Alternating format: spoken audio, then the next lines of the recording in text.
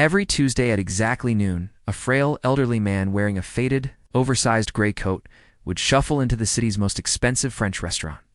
He didn't look like the typical clientele. He didn't order the lobster, the steak, or the vintage wine. He would sit at the smallest table in the back corner and order a single bowl of potato soup, cheapest item on the menu.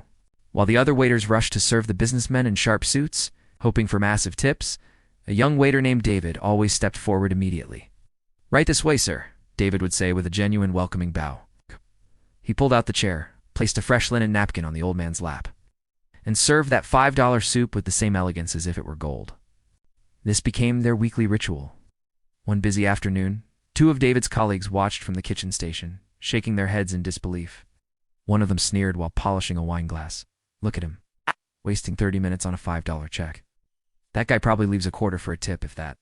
The other waiter laughed, checking his watch. "It's pathetic, really. David is losing money. If that were my table, I'd tell him we're fully booked just to get him out of here. He's ruining the restaurant's image."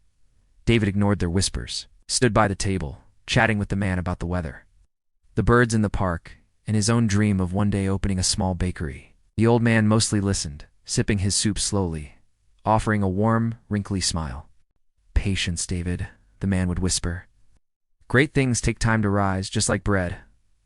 Later that evening, the head waiter cornered David in the break room. "You're a fool, David. You missed the table with the senator because you were busy refilling that old guy's water glass. You were literally throwing money away." David looked down at his shoes for a moment, then looked up with a soft expression. "He's not a waste of time. He's lonely. Listening to him. It makes me feel like I'm back home sitting with my grandfather before he passed. That feeling is worth more to me than a big tip." His colleagues just rolled their eyes and walked away, leaving him alone.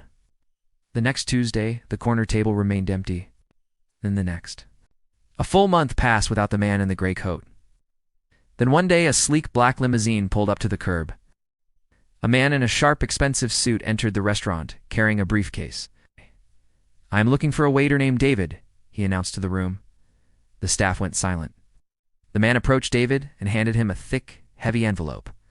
"My father passed away last week," the stranger said. He was actually the owner of a massive real estate empire, but he hated people who only cared about status. He came here specifically to find one genuine person. David's hands trembled as he opened the letter. Inside was a check for $100,000. The note read, "David, you treated a man in rags like a king. You made my final months full of warmth. Here's the capital for that bakery you told me about. Go build your dream." Tears streamed down David's face as the arrogant colleagues stood in the background, stunned into silence.